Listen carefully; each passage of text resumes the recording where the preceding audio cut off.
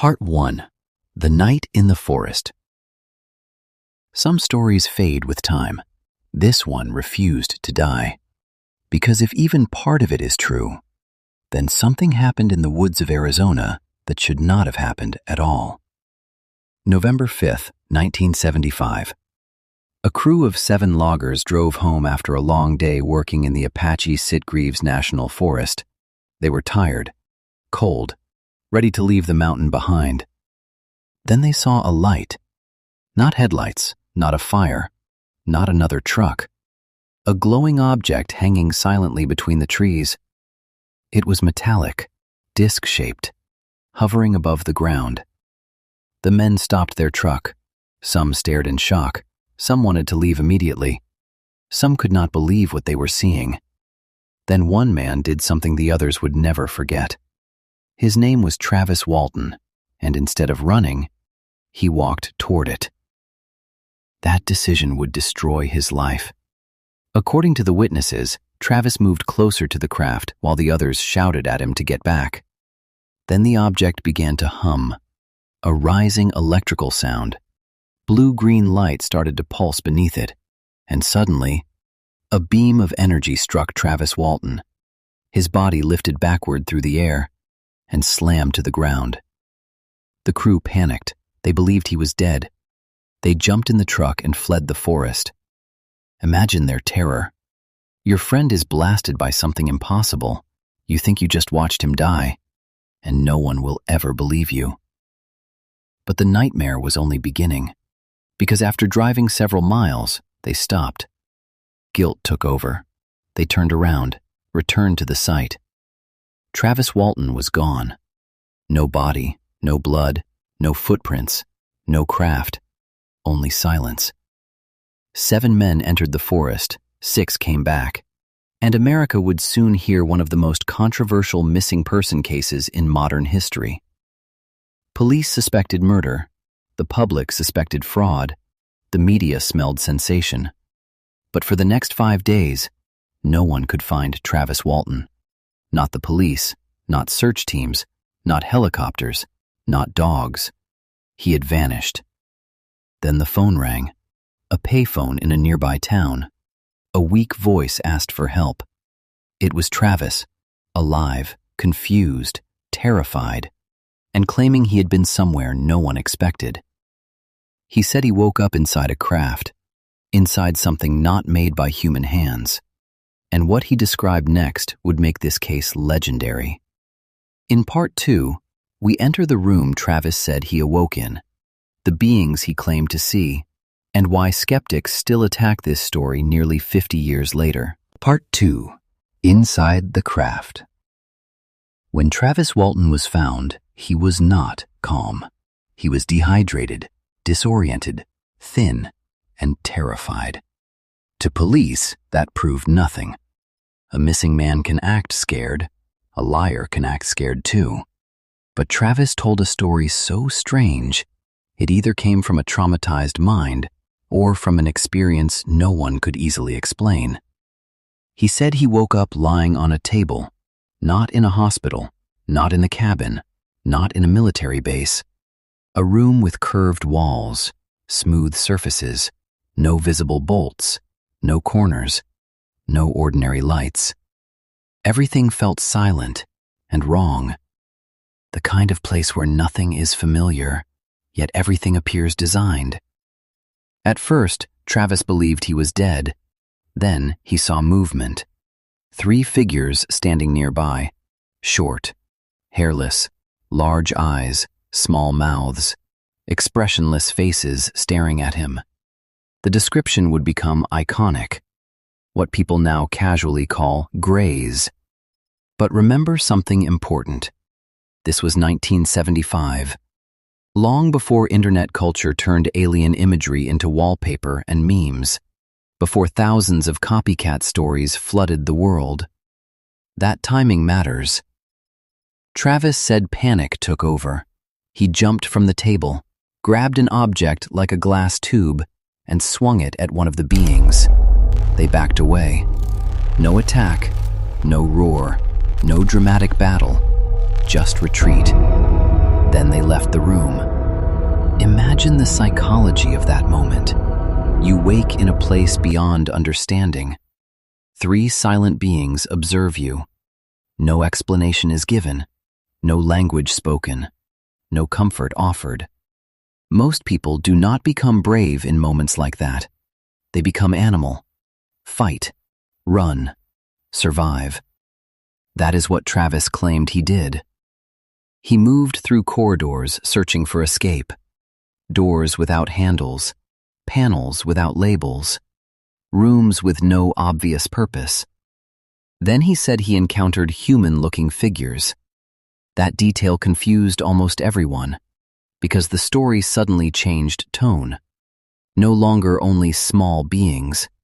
Now, tall humans wearing strange helmets and uniforms. Some researchers believe this inconsistency hurts his credibility. Others say trauma rarely produces neat narratives. People expect perfect memory from imperfect minds. Travis claimed one of the figures placed a mask over his face. Then everything went black. The next thing he remembered? He was lying on the roadside near Heber, Arizona. Weak, barely conscious. 5 days gone. 5 days. Not 5 hours. Not one missing night. 5 full days of his life missing. Where was he? If it was a hoax, how was it managed? If it was trauma, what caused it? If it was deception, why return starving and shaken? And if it was real, what happened during the hours he never remembered? This is where believers lean forward, because strange memories are common.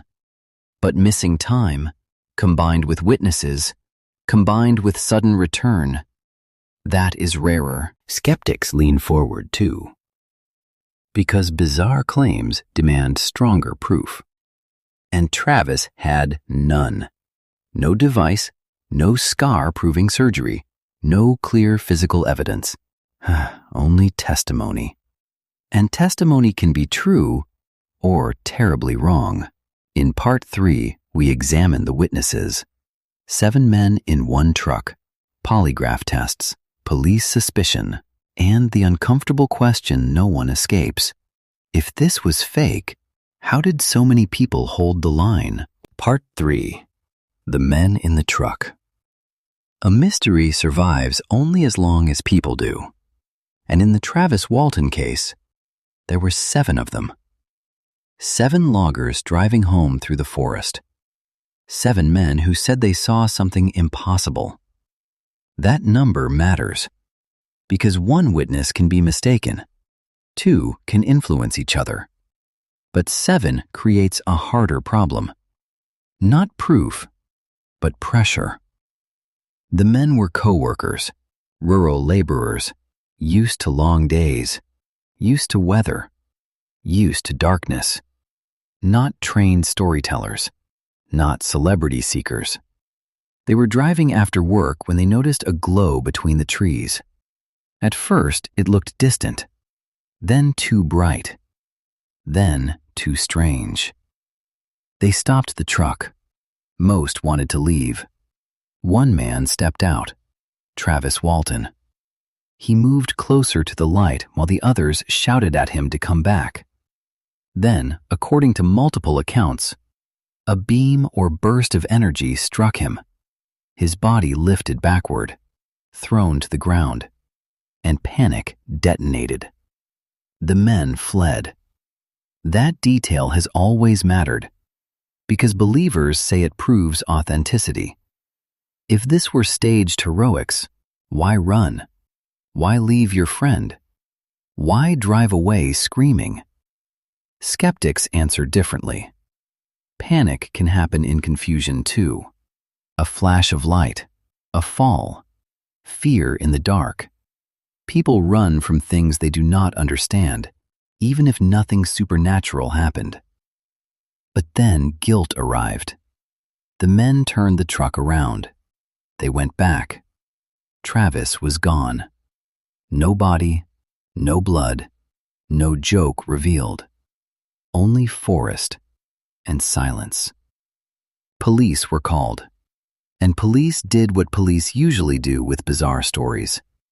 They suspected murder, a missing man, a group with one impossible explanation. That does not sound like aliens to investigators. It sounds like a cover story.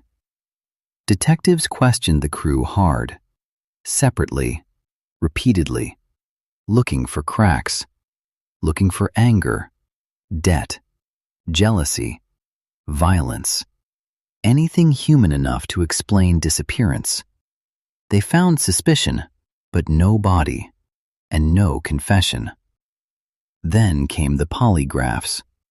Several members of the crew took lie detector tests. Some passed. That became a rallying cry for believers. Case closed, they said. They were telling the truth. But reality is less neat. Polygraphs do not detect lies. They detect stress responses. A truthful person can fail. A deceptive person can pass. They are tools of pressure, not machines of certainty. Still, multiple men maintaining broadly similar stories under scrutiny for years created a stubborn problem. If it was a hoax, it required discipline, years of consistency, public ridicule, police attention, media heat. Most casual lies collapse under far less. If it was delusion, it required shared perception. That happens too, especially under stress, darkness, expectation, and fear. Human memory is not a camera. It is a storyteller rewriting itself. And there was another uncomfortable fact. The crew had little to gain at first. No instant fortune. No glamorous fame. Mostly suspicion. Mostly mockery. Mostly headaches. That does not prove honesty, but it complicates motive. Years later, critics would point to inconsistencies, changed details, media embellishments, possible financial incentives after the fact. Supporters would point to the same thing they always had: 7 men, 1 night, 1 missing coworker, no collapse. So what were the witnesses? Victims of something real? Victims of confusion? Participants in a long con? Or ordinary men trapped inside a story larger than themselves? In Part 4, we examine the biggest weapon skeptics used against the case: money, publicity, a failed logging contract, and whether the entire mystery may have started with a very human motive. Part 4. Follow the money. Whenever a mystery refuses to die, someone eventually asks the oldest question on Earth: who benefited? Because fear can create stories, memory can distort stories, but money can motivate them. And in the Travis Walton case, critics believed they had found the key: not aliens, debt. At the time of the incident, the logging crew was working under a forestry contract. Deadlines mattered. Productivity mattered. Falling behind could cost money. And according to skeptics, the crew was in trouble. Missed targets, financial pressure, a job not going well. Then suddenly, a sensational disappearance, national headlines, public fascination, a reason everything else stopped. To critics, that timing looked suspicious.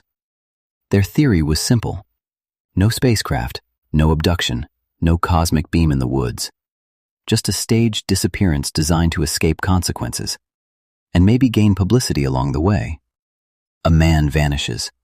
Friends tell an impossible story. Police focus on mystery instead of business problems. Crude, risky, but human. Supporters push back hard here. They argue the rewards were exaggerated, because what actually followed was not easy success.